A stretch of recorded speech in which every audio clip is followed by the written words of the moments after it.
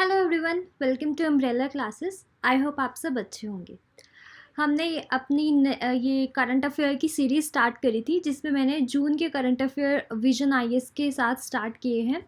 And in the previous video we have started with polity and governance, in which we have already study the four of these news: new parliament house, law on sedition, grievance redressal assessment and index, OTT regulation in India.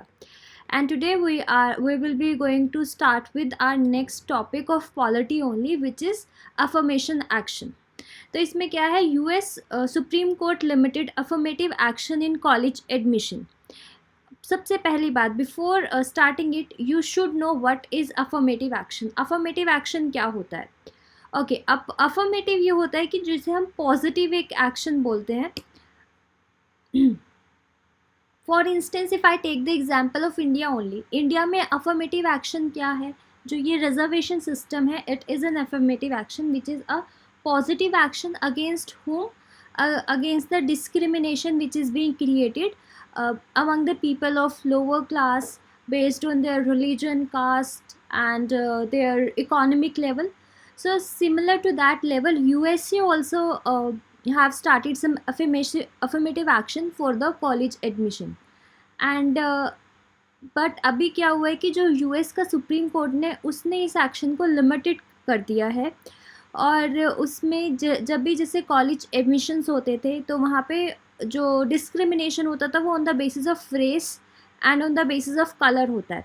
तो उसके लिए उन्होंने इन actions को limit किया है। और अगर हम इन दोनों का कंपैरिजन देखें तो पर्पस जो इंडिया में था ये अफर्मेटिव एक्शन लेके आने का, वो था कि उनको लोअर स्ट्राटा ऑफ पॉपुलेशन उसको अपलिफ्ट करना था, specially from scheduled caste and scheduled tribe. तो इसलिए हम रिजर्वेशन लेके आए थे एजुकेशन में।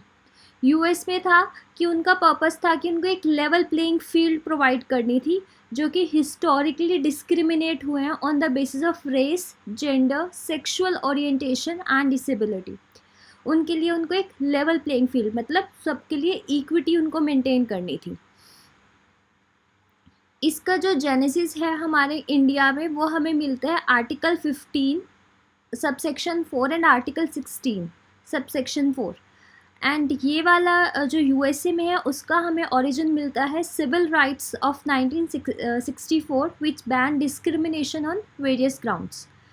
ओके, यहाँ पे हमारा फिक्स्ड कितना कोटा है? 50% जो है वो for SC, ST and OBCs के लिए 50% कोटा फिक्स है, both in employment and in education.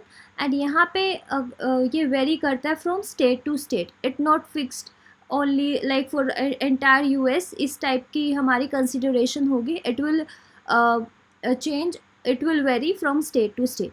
तो ये था अफर्मेटिव एक्शन। इस पे जो हमारा क्वेश्चन आ सकता है वो यहाँ से आ सकता है, specially from Indian purpose, because अभी न्यूज़ में आया है तो इंडिया के लिए ये इम्पॉर्टेंट हो जाता है कंपैरिजन में।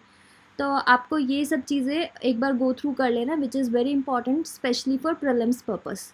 ओके, इसमें एक यहाँ पे इन्होंने बोला हुआ था कि जो डिस्क्रिमिनेशन होता था, representation of black, Hispanic and other minority student in college, ये उन्होंने प्रीवियसली ये किया था कि जो एडमिशन प्रैक्टिसेस होगी उसमें इन सब की इन कम्युनिटीज़ की जो रिप्रेजेंटेशन होगी वो इंक्रीज़ करेंगे।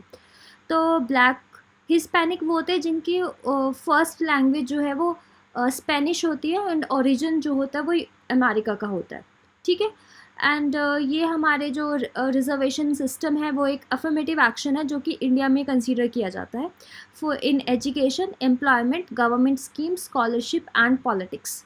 ओके, तो ये हमारा था first news. Second is governors power, ठीक है, गवर्नर की पावर। इससे स्टार्ट करने से पहले आपको पता होना चाहिए कि गवर्नर की पावर कौन से आर्टिकल में आती है। ये आती है आर्टिकल 163 में हमारे गवर्नर की पावर मेंशन है, तो आर्टिकल 163। एंड इसमें अभी क्या हुआ है कि तमिलनाडु की जो गवर्नमेंट है उसने क्या रिक्वेस्ट किया है governor's rejected government's request to shift portfolios of minister. Governor ने रिजेक्ट कर दिया गवर्नमेंट की रिक्वेस्ट को कि जो उन्होंने बोला है कि मिनिस्टर्स के जो इलेक्शन के लिए उन्होंने पोर्टफोलियोज बनाए थे उसको शिफ्ट कर दो, तो उन्होंने मना कर दिया। तो इसमें गवर्नर की पावर यहाँ पे इंपॉर्टेंट आ जाती है, वेरी वेरी इंपॉर्टेंट कि गवर्नर के पास कौन कौन सी पावर हैं और क्या उसमें ये पावर आती है कि अगर वो गवर्नमेंट के अगेंस्ट कोई एक्शन ले सकता है। तो article 164 subsection 1 state that CM, it's very important. जो आर्टिकल 164 क्या कहता है कि जो सीएम है वो उसको कौन अपॉइंट करेगा, गवर्नर करेगा, और जितने भी मिनिस्टर्स होंगे shall be appointed by the governor on the advice of the CM. Same जैसे हमारे जो पीएम है उनको कौन अपॉइंट करता है, पीएम प्रेसिडेंट अपॉइंट करते हैं, और जितने भी उनके काउंसिल ऑफ मिनिस्टर्स है वो भी प्रेसिडेंट अपॉइंट करते हैं but on the advice of the prime minister. तो सेम यहाँ पे ये होता है कि जो सीएम है उनको गवर्नर अपॉइंट करेंगे और बाकी जितने भी हमारे काउंसिल ऑफ मिनिस्टर्स होंगे वो भी गवर्नर ही अपॉइंट करेंगे बट सीएम के एडवाइस पे। ठीक है, और ये कौन सा आर्टिकल में आता है, 164 ऑफ सबसेक्शन 1 में आता है। ठीक है, यहाँ पे आता है कि इसमें इन्होंने बोला है कि स्टेट ने कंप्लेन की है, स्टेट मीन्स यहाँ पे जो गवर्नमेंट है उसने कंप्लेन की है कि जो भी गवर्नर के एक्शंस हैं ये हमारे फेडरलिज्म को अफेक्ट करते हैं। दैट मीन्स कि गवर्नर जो है वो गवर्नमेंट के अगेंस्ट कोई ऐसे एक्शन नहीं ले सकते। तो यहाँ पे हमारी जो ये 3 पावर्स हैं, executive, judicial and legislative power of the governor which comes under article 165, तो ये इंपॉर्टेंट हो जाती है। एग्जीक्यूटिव पावर में क्या क्या आता है, वही 164 वाली, appointment of the chief minister of the state and the along with the council of minister. Judicial power में कौन सा आता है, pardon, remit and commute the sentence under judicial law, and legislative में issue of ordinance in the time of emergency, ordinance का issue करना। 1, 2, 3 ordinance का president जो इशू करता है ऑर्डिनेंस वो आर्टिकल 123 में आता है। तो ये वाले हमारे इसमें पूरे की पूरी जो न्यूज़ है इसमें ये तीनों की तीनों पावर सबसे इम्पॉर्टेंट है कि गवर्नर के पास ये 3 पावर होती है, executive, judicial and legislative. Executive में वो अपॉइंट करता है चीफ मिनिस्टर को, जुडिशियल में उनके पास पार्डन, रिमिट एंड कम्यूट, ये वाली जो हमारी लाइक किसी को लाइक कोई सजा कोई भी पनिशमेंट दी गई है उसको पार्डन कर देना, उसको थोड़ा कम कर देना, उसको किसी और पनिशमेंट के साथ, लाइक डेथ सेंटेंस है, सॉरी वो तो प्रेसिडेंट करते हैं, कोई और लाइक उसके अगेंस्ट लाइक लाइफ इम्प्रिजनमेंट की पावर थी उसको 10 ईयर्स तक के लिए वो कर देना, तो वो जुडिशियल में आती है। एंड लेजिस्लेटिव जिसमें वो ऑर्डिनेंस इशू करते हैं at the time of emergency. ठीक है,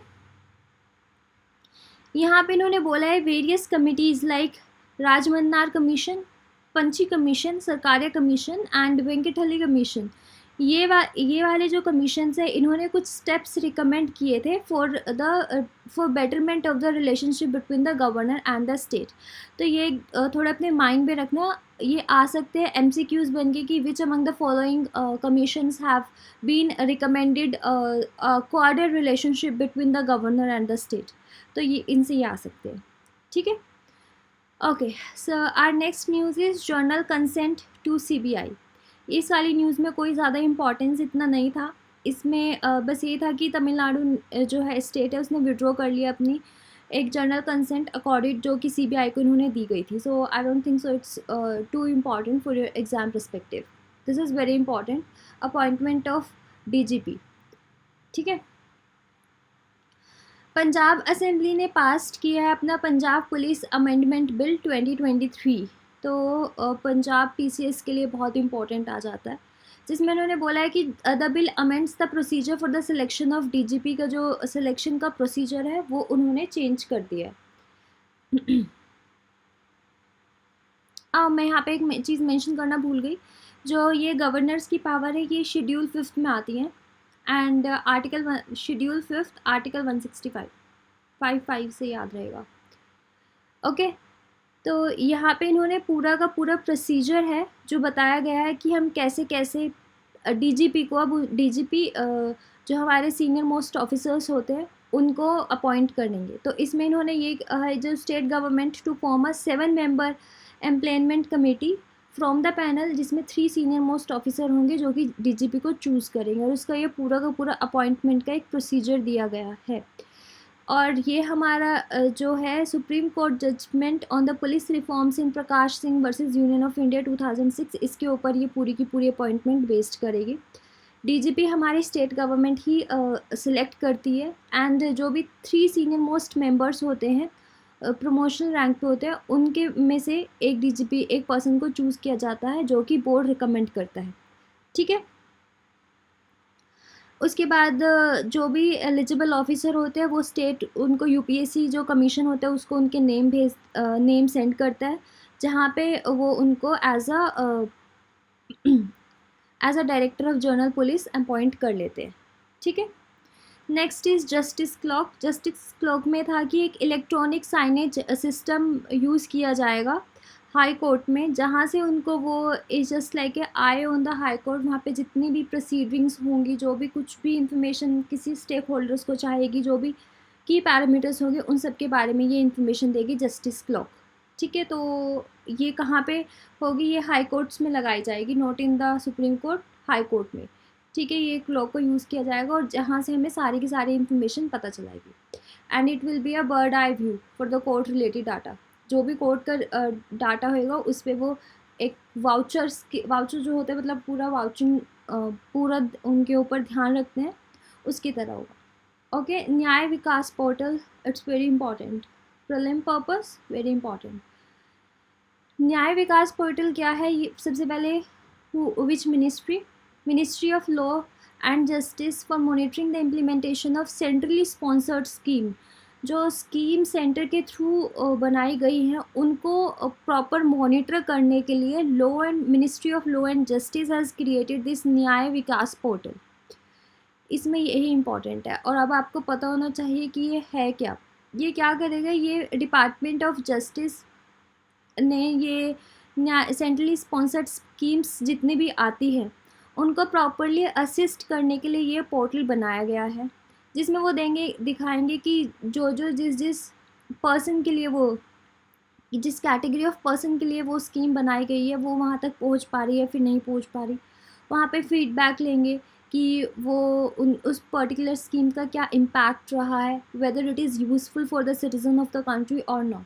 तो ये सारे की सारी हमारे इसमें न्याय विकास पोर्टल में होगी। इसकी यहाँ पे फंडिंग भी बताई गई है कि जो north eastern and Himalayan state है उसमें 90:10 की फंडिंग होगी, 90 सेंटर की होगी, 10 स्टेट की होगी। यूनियन टेरिटरीज़ में 100% सेंटर फंडिंग होगी और बाकी स्टेट्स में 60:40 होगी, जिसमें 60 from the centre and 40 from the state. ठीक है, तो न्याय विकास पोर्टल वेरी इंपॉर्टेंट। किसने बनाया, ministry of law and justice. For what purpose, for monitoring the implementation of centrally sponsored scheme. ठीक है, next one is panchayat development index. Panchayat का भी एक इंडेक्स आ चुका है। बिफोर स्टार्टिंग इट, जब भी ऐसी कोई न्यूज़ आती है ना, अपनी, मैं तो कहूँगी पॉलिटी की जो बुक है लक्ष्मीकांत, उसको अपने पास ही रख लो। एक पंचायत से कोई न्यूज़ आई है तो स्टार्ट करने से पहले एकदम से दिमाग में आना चाहिए कि जो पंचायत है वो कौन से आर्टिकल में आता है। तो 243A to 243 और तक हमारे पंचायत के ये आर्टिकल में आती है, जिसमें हमारी उनकी पावर्स दी गई है, उनको कितने कितने डिस्ट्रीब्यूशन होती है डिस्ट्रिक्ट लेवल पे, state, district, then which was that block level पे। तो ऐसे ऐसे जो ये बनाए गए हैं तो वो सब आइडिया होना चाहिए। ठीक है, अब पंचायत डेवलपमेंट इंडेक्स क्या है, इसको किसने रिलीज़ किया है, यूनियन मिनिस्ट्री ने इसको रिलीज़ किया है, जिसमें वो एक प्रोवाइड करेंगे matrix to monitor and evaluate the progress of the panchayat. Panchayat एक बहुत इंपॉर्टेंट टॉपिक बन चुका है रिसेंटली इंडिया में तो स्पेशली, एंड इसके लिए ये इंडेक्स बनाया गया है जिसमें वो जितने एक ग्रेड सिस्टम कुछ प्रोवाइड कराएंगे, जिसमें 4 ग्रेड्स दिए जाएंगे ABCD, एंड उसके बेसिस पे उनकी डेवलपमेंट को वो स्कोर करेंगे कि this particular panchayat is come under grade A, जिसमें 70 to 90% उसको मार्किंग दी जाएगी। ठीक है, और उसी के बेसिस पे पंचायत को कैटेगराइज कर दिया जाएगा on the basis of their grade. ठीक है, तो ये पंचायत डेवलपमेंट इंडेक्स है, ये यूनियन मिनिस्ट्री ऑफ पंचायत राज इसने स्टार्ट किया है।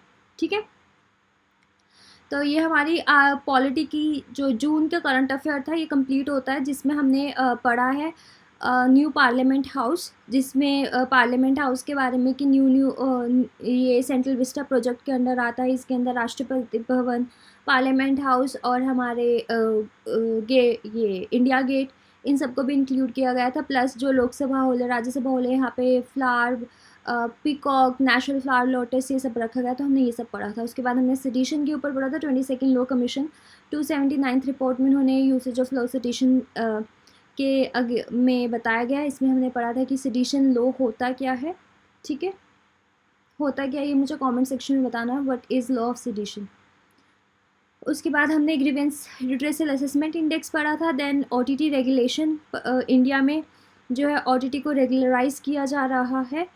और then we have studied about affirmation action, governor power, then general consent to CBI, appointment of GDP, justice clock and panchayat development index, ठीक है। तो this is all about your polity current affair. I hope आपको सब clear हुआ होगा। कोई भी चीज़ कहीं पे भी कोई प्रॉब्लम हो, please do comment down below, और आप टेलीग्राम भी या फिर इंस्टाग्राम पे भी टैग कर सकते हैं अम्ब्रेला क्लासेस को। Thank you, have a great day.